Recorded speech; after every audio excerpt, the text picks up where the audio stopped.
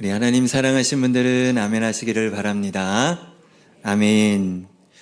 오늘 본문 말씀은 짧지만 사실 깊이 있는 그런 내용을 가지고 있습니다. 단 3절 안에 있는데요. 이 3절 안에 가정의 질서와 또 하나님의 약속이 담겨 있기 때문입니다. 부모라는 단어 앞에서 우리의 마음은 참 단순하지가 않은 것 같아요. 어떤 분에게는 부모가 그리움이 될 수 있고, 또 어떤 분들에게는 미안함이 될 수도 있고요. 또 어떤 분들에게는 풀리지 않는 매듭과도 같을 것입니다. 언제부턴가 우리 사회에서는요, 공경이라는 이 단어가 좀 어색해진 것 같아요. 공경이라는 말이 이제 옛날 책이나 나올 듯한 그러한 단어처럼 들리게 됩니다. 어른이 어른답기 어려운 시대, 자녀가 자녀답기 힘든 시대, 우리는 그런 시대를 살아가고 있습니다. 권위는 무너지고요, 세대는 또 골이 깊어지고, 또 가정은 바쁨에 밀려서 점점 작아지고 있습니다. 요즘 가정의 풍경이 어떠십니까? 여러분들의 가정의 모습은 좀 어떠십니까? 같은 집에 살고 있으면서도 참 얼굴 보기가 참 어려운 그런 시대를 살고 있지요. 식탁에 함께 앉아서 각자의 휴대폰을 들여다보고 있습니다. 또 부모와 자녀가 한 공간에 있어도 마음은 서로 다른 별에 가 있지요. 같이 살면서도 외로운 시대를 살아가고 있습니다. 어느 요양원에 있었던 일입니다. 한 어르신이 매일 아침 창밖을 내다보면서 같은 자리에 앉아 계시는 겁니다.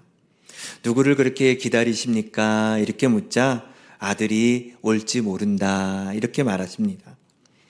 그 아들은 10년째 오지 않고 있었습니다. 그래도 어르신은 매일 같은 자리에 앉아 있었습니다.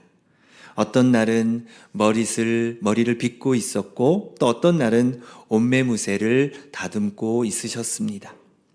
혹시 오늘은 올지 모른다라는 그런 생각에 그 자리를 지키고 있었던 것이죠.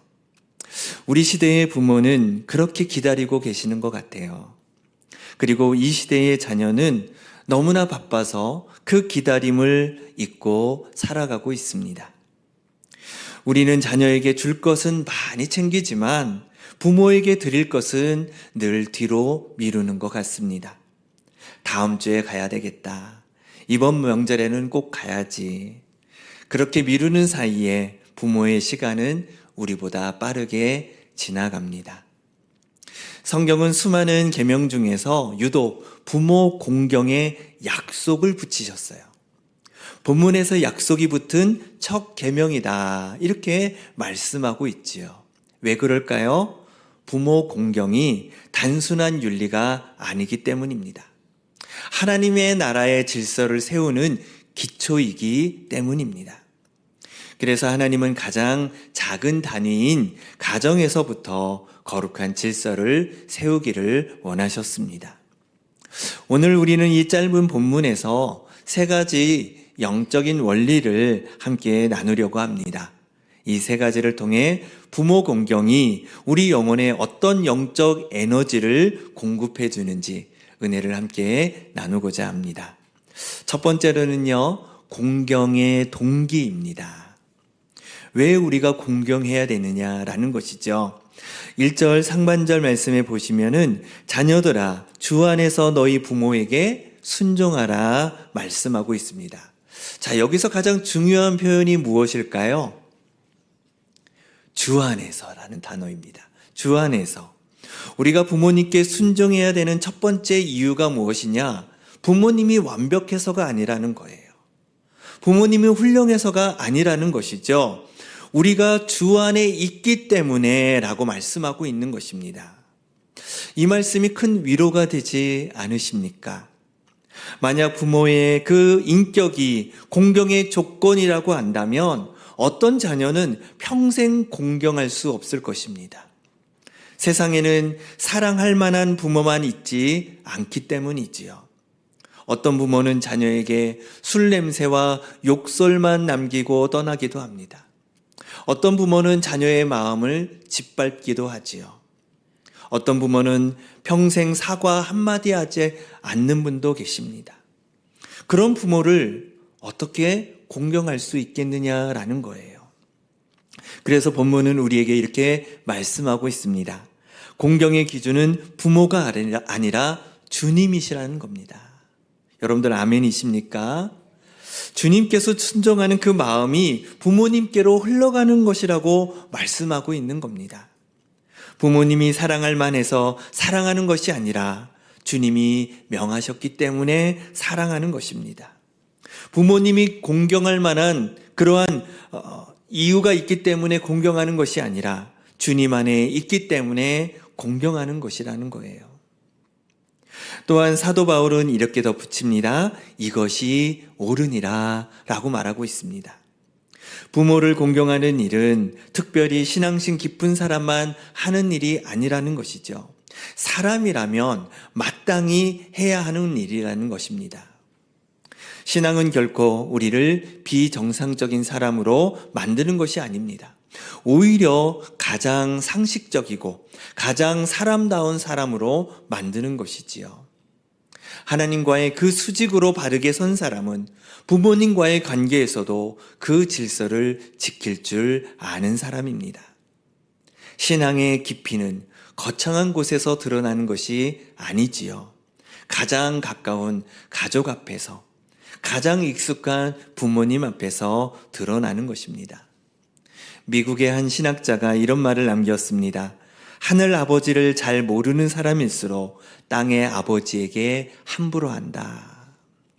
우리가 하늘의 아버지를 깊이 알면 알수록 땅의 부모님 앞에서 자세가 부드러워진다라는 겁니다. 어떤 한 권사님은 어릴 때부터 어머니를 미워했다고 합니다. 어머니는 늘 술에 취해 계셨고 자녀들의 따뜻한 말 한마디 해준 적이 없으셨다는 거예요. 권사님은 결혼하시고 나서 친정과의 거리를 멀리 했습니다. 그러다가 예수님을 만나게 됐습니다. 새벽 기도에 나가서 울며 기도하던 어느 날 주님께서 마음에 이런 음성을 주셨다라는 겁니다. 내 어머니도 사랑받지 못하고 자란 한 영혼이란다. 내 어머니도 사랑을 받지 못해서 그 사랑을 표현할 줄 모르는 불쌍한 여인이다. 이렇게 말씀하셨다라는 겁니다. 그 음성을 듣고 권사님은 어머니를 찾아가셨습니다. 어머니는 여전히 술에 취해 있었습니다. 그러나 권사님은 그날 처음으로 어머니의 손을 잡고 말씀을 드렸습니다. 엄마, 내가 엄마 딸이어서 다행이야. 어머니는 한참 멍하니 보시더니 처음으로 딸 앞에서 우셨습니다. 권사님은 그날을 인생에서 가장 자유로운 날이었다라고 고백하셨습니다. 사랑하는 성도 여러분, 부모 공경은 신앙의 부록이 아니라 신앙의 열매입니다. 주님 안에서 우리가 변할 때 가장 먼저 변하는 자리가 바로 우리의 가정이라는 사실을 여러분들 기억하시기를 바랍니다. 두 번째로는요, 공경의 방법입니다. 오늘 본문 2절 상반절 말씀에 보면 내 아버지와 어머니를 공경하라 이렇게 말씀하고 있죠.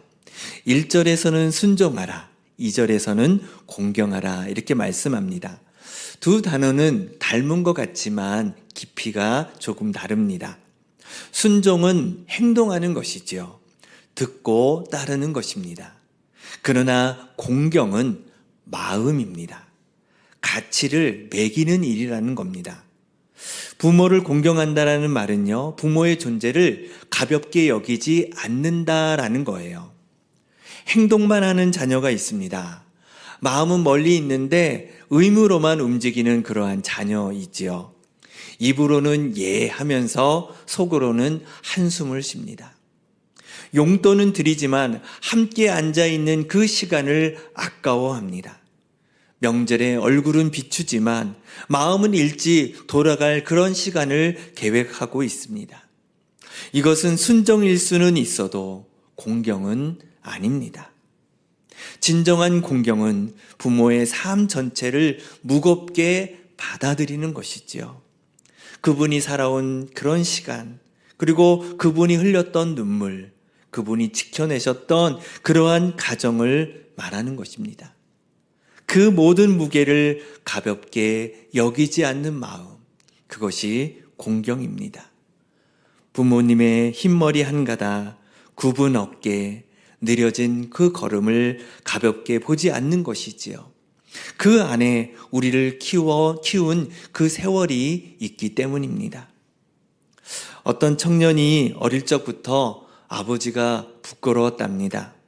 시장에서 생선을 파는 그 아버지의 손은 거칠었고 비린내가 났습니다.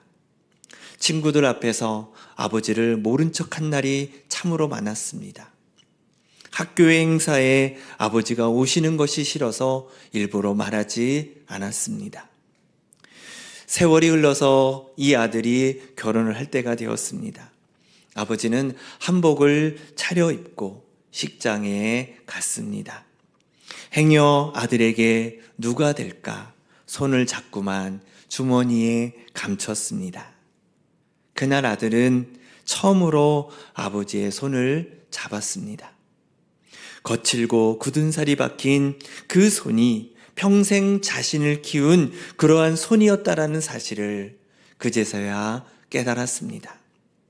그 손에 풍기던 비린내가 자신의 학비였고 자신의 책가방이었고 자신의 결혼식이었음을 알게 되었습니다. 그 자리에서 아들은 울었습니다. 아버지의 손이 무거웠기 때문입니다. 사랑하는 성도 여러분, 공경은 그렇게 시작이 되는 것입니다. 부모의 손을, 부모의 시간을, 부모의 인생을 무겁게 여길 때, 그때 시작되는 것이지요. 부모의 침묵 뒤에 숨어 있었던 그 사랑, 부모의 그 잔소리 뒤에 숨어 있었던 그 염려, 부모님의 부족함 뒤에 숨어 있었던 그 한계를 우리가 알을 때에 공경은 자라나는 것입니다. 십계명에서 인간관계에 관해 가장 먼저 나오는 것이 부모 공경이지요. 왜 그럴까요? 모든 인간 사회의 윤리는 부모 공경에서 시작되기 때문입니다. 가정에서 부모를 무겁게 여길 줄 모르는 사람은 사회에서도 누군가의 생명과 인격을 무겁게 여기지 못한다는 것입니다. 가정은 작은 교회이지요. 그러면서 작은 사회입니다. 부모 공경이 무너지면 모든 관계가 흔들리는 것 같습니다. 반대로 가정 안에서 공경이 살아있으면 그 자녀는 어디에 가서든 사람을 귀하게 여길 줄 안다는 것입니다. 부모 공경은 한 사람의 인격을 빚어내는 가장 깊은 학교입니다. 우리는 자녀들에게 참 많은 것을 가르치려고 합니다. 영어도 가르치고요, 수학도 가르치고 또 예의도 가르치지요. 그러나 가장 좋은 교육은 따로 있습니다. 부모인 우리가 우리 부모님을 공경하는 모습을 보여주는 것이지요. 우리의 부모님에게 어떻게 대하는지 자녀는 보고 자라는 것입니다. 그리고 그것이 그대로 우리에게 돌아옵니다. 가정의 거울은 그렇게 비춰진다는 것을 우리는 기억해야 될 줄로 믿습니다. 마지막 세 번째는요, 공경의 약속입니다. 본문 3절 말씀인데요. 3절 말씀 같이 한번 읽어보겠습니다. 시작. 이로써 내가 잘되고 땅에서 장수하리라. 아멘. 부모 공경은 구원의 조건은 아닙니다. 우리는 부모를 잘 모셔서 천국에 가는 것은 아니지요. 그러나 구원받은 자녀가 이 땅에서 누릴 그 형통함의 약속이 바로 부모 공경에 담겨 있습니다. 다시 말해 부모 공경은 천국 가는 자격이 아니라 천국 백성이 이 땅에서 누리는 복의 통로라는 겁니다. 자기 부모를 공경하는 사람은 어떤 사람이겠습니까? 권위를 인정할 줄 아는 사람이라는 거예요. 자신보다 앞서 산 분들의 그 무게를 받아들일 줄 아는 사람인 것이죠. 그런 사람은 사회에 나가서도 어른들을 알아봅니다. 직장에 나가서도 선배를 존중하고 교회에 와서도 영적인 권위를 인정합니다. 요즘 사회에 가장 부족한 것이 바로 이것이지요. 권위 자체를 부정하는 그런 시대를 우리가 살아가고 있는 것 같습니다. 모든 것을 평면으로 만들어 놓고 싶어 해요. 그러나 평면 위에는 강물이 흐르지 않습니다. 강물은 높은 데서 낮은 곳으로 흐르게 되어 있지요. 복도 마찬가지입니다. 권위의 질서가 살아있는 그 자리에 하나님의 복도 흐른다라는 겁니다. 또한 본문이 말하는 장수, 이 장수는 단순히 오래 사는 것만을 의미하지 않습니다. 길이만 늘어나는 인생이 아니라 깊이가 있는 인생을 말하는 것입니다. 하나님이 주신 생명을 가치 있게 누리는 삶의 질인 것이지요. 100년을 살아도 의미 없는 삶이 있고 짧게 살아도 깊은 향기를 남기는 삶이 있습니다. 부모를 공경하는 자녀는 자신도 부모가 되었을 때에 자녀에게 공경을 받습니다. 한 가정의 신앙의 흐름이 만들어지는 것이기 때문이지요. 한 세대가 다음 세대에게 복을 흘려보냅니다. 그것이 장수의 약속이라는 거예요. 한 사람의 그 공경이 한 가문의 분위기를 바꾸는 것이지요. 우리가 지금 부모를 어떻게 대하느냐가 우리 자녀가 우리를 어떻게 대할지를 결정하는 것입니다. 유대인의 지혜서에 이런 말이 있지요. 아버지를 공경하는 자는 자기 죄를 속하는 자와 같고 어머니를 영화롭게 하는 자는 보화를 쌓는 자와 같다. 부모를 공경하는 그 시간이 결국 자기 자신을 세우는 시간이라는 것입니다.